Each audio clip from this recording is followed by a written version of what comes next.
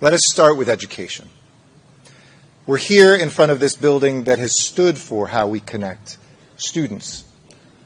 The cornerstone of a deep bond between our peoples from the beginning. From early childhood education through university and even beyond, the United States and India continue to nurture the next generation of leaders, equipping them with skills and experiences they need to confront the world's greatest challenges. The last 2 years have seen our U.S. Agency for International Development, USAID, partner with India to strengthen state and national education programs, improving curriculum design, teacher training, digital learning schools in multiple languages across the geography of this country. We've made it a priority to expand access to education for girls and for students with disabilities. Together, we've made a difference for more than 9 million students. That's more than the entire population of many countries that we have diplomatic missions in. And a particularly inspiring program has been USAID's partnership with Sesame Workshop for the Learn, Play, Grow initiative. I never knew Elmo spoke Hindi, but when I finally heard Elmo speak Hindi, it was a very happy moment.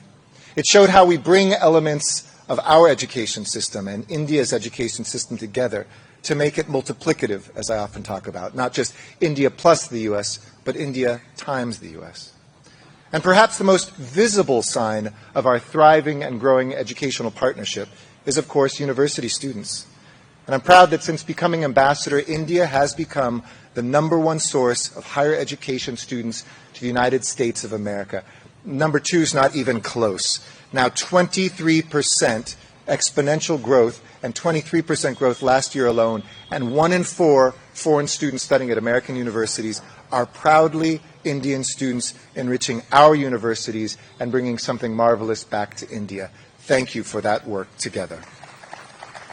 Hardly a week goes by where we don't have chancellors and presidents, professors and students coming here, looking at educational opportunities, research partnerships, and even launching new joint degree programs where you can study in India or the U.S. and get a degree recognized in both countries. A flagship program of our nation is optional practical training, which nearly 100,000 Indian students are now engaged with in the United States, allowing them to stay in the United States to gain a specific industry and research experience to build a stronger workforce for both America and for India. And today, more than 550 Indian nationals are contributing their expertise to groundbreaking research at the U.S. U.S. National Institutes of Health, NIH, their intramural laboratories, which is the highest number of foreign biomedical students from any country currently at NIH. I kind of get the feeling that Indians love Americans and Americans love Indians, don't you think? And we can feel that on campuses and in research facilities, in the places where we speak each other's language, but we always add something new to the work that we're doing. 13% of research publications, 11% of NIH grants are now helping save lives with the U.S. and India relationship together. But as you know, this is hardly a one-way street. I first came here as a high school student, returned as a university student studying Hindi and Urdu and looking at Indian culture. And today, increasingly American students are coming to India, not just vice versa. In fact, we've tripled the number of U.S. university students studying in India. Still not high enough, but it's a great foundation. And if we keep up that momentum, one day we may see as many American students learning from Indian universities as we do vice versa. And we support lifelong learners. I don't care if you don't have a student ID card right now. You have something to learn. So we invest in an array of professional and cultural exchanges for people who are already mid into their careers, enriching understanding, seeding friendships, and sparking innovation. One of the best parts of traveling India was meeting people in every single state who just, with a smile on their face, wanted to tell me about the time they had been in Colorado or California, or the town they went to in Iowa or Maryland, where they met someone who they still counted as a friend, and how that trip changed their lives. In fact, in the last 2 weeks alone, 10 Gandhi King Scholarly Exchange Initiative participants from the United States are here traveling in the footsteps of Mahatma Gandhi to learn more about his incredible legacy and the impact that he had on Dr. Martin Luther King, which changed our country. Other exchanges share information on environmental best practices, supporting girls in STEM, coaching budding entrepreneurs, and so much more.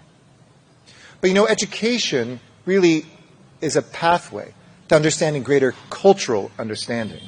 And students and scholars and scientists aren't the only things flowing across U.S.-India borders.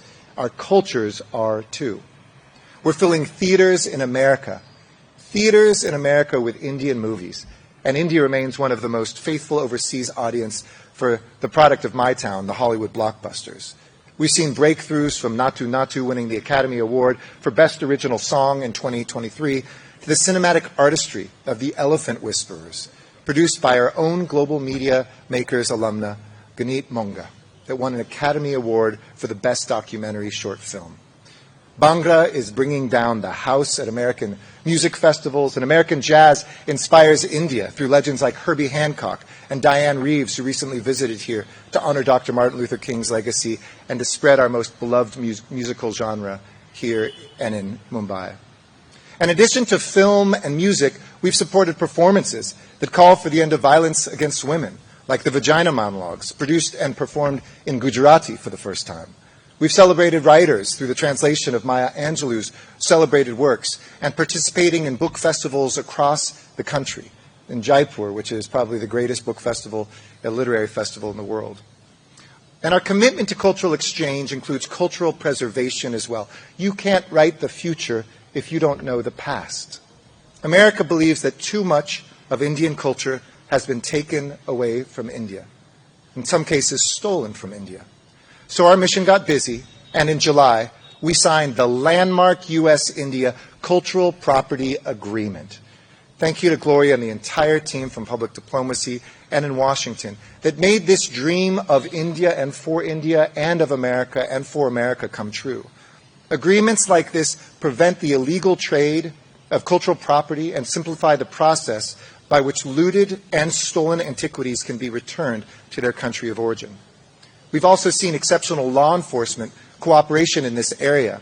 Since 2016, the United States has facilitated the return of 578 priceless cultural artifacts here to India, where they deserve to be, the highest of any country, with more than half of these antiquities returned during the Prime Minister's official state visit just last year. I hope that more of these artifacts can be returned to India globally, and in turn, then legally those artifacts can continue to be loaned out to the world. As we saw when the Metropolitan Museum of Art did not just one, but their two first Indian art exhibitions in the last 18 months, bringing that great culture to the world in New York City and beyond. This agreement follows on our long history of museum and cultural exchanges between our countries and private sectors, exchanges like the Getty Foundation's collaboration with the CSMVS Museum, of course, in Mumbai, to bring antiquities as part of an Ancient Worlds Now exhibit on display there. You see, Indian history isn't just for India. We recognize Indian history is world history. It's world heritage, and it's been hidden and written out of history for too long. And so we're proud to turn this page together and write a chapter that will return India's great civilizational culture to the center not just of this country's, but of the world's focus as well. Cultural exchanges extend, though, beyond the screen, the stage, the classroom, and museums. As our students and our filmmakers, our curators, musicians, and artists continue to strengthen the deep bond between our peoples, so too do our sports teams and our leagues. In fact, this is probably the culture that people consume the most in the world today. While cricket may not yet be the national pastime in the United States, and baseball will always give you a run for your money, we've seen massive growth of this in the United States. We're already the second largest streaming market for cricket in the world. We are proud to host the T20 World Cup, and I witnessed the United States almost beat India, but for an ambassador, luckily, we didn't, so I could safely return. But we showed that we're getting more and more competitive, and some joked that there was the Indian A team and then the Indian H1B team playing for the Americans. But we've seen those investments. My friend Shah Rukh Khan, who owns the Los Angeles team, co-owns the Los Angeles team, it is now your T20 champions, the Knight Riders. And many of you know that since I led the bid to successfully bring the Olympics back to America in Los Angeles, I've shared a dream with my Indian friends to make cricket an Olympic sport once and for all. And maybe years from now, when nobody remembers anything else that I did as ambassador, Indians will remember that I helped put cricket into the Olympics for LA in 2028, something I got to announce last year here when the International Olympic Committee was meeting in Mumbai during the Cricket World Cup on the day of the India-Pakistan match, a day after we had finished the negotiations, so that we could see finally this great sport and maybe the gold medal count for India go up where it's supposed to be. And shortly thereafter, I had the honor in Bengaluru, where this coming week we'll be opening up the site of our new consulate, of meeting the Indian cricket team for the blind, one of the most inspiring meetings I've had as ambassador, maybe in my life. And I'm out to advocate this sport. We're advocating for its inclusion in the 2028 Paralympic Games, and I'm rooting for India's bid also as a future host for the Olympic Games. It is time for the most populous country in the world to also be an Olympic country as well. Now, you know that I've been here long enough that I could talk about cricket all day long, but then I wouldn't do our other sports much justice. So I wanted to mention that last summer we launched #PlayWithUs, a little pun on us and US, a mission India-wide digital campaign designed to harness the unifying spirit of sports and cultivate stronger ties among our people through our sports. It's a series of videos featuring celebrated Indian cricket players like Virat Kohli, girls from the NBA basketball academy that I got to play with in Mumbai, and U.S. women's ultimate frisbee athletes and coaches.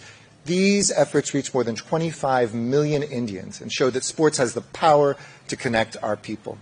And through this campaign, Mission India leveraged a set of networks and resources to promote sports as a means for advancing the U.S.-India people-to-people relationship, developing girls' athletic and leadership skills, and promoting accessibility for people with disabilities. So there you have education, culture, sports. But you know, students can't study. Museum directors can't collaborate. Athletes and business leaders and tourists can't travel without the most direct way our mission works to bring our peoples together. And I know it's the thing that Indians probably contact us about the most, certainly talk to me about the most. You guessed it, the issuance of visas. Deeper than the Pacific Ocean, wider than this entire globe, is the demand of Indians to come to America. Some see this as a problem. I see this as an incredible opportunity, an expression of the closeness that we have and the desire for us to get even closer.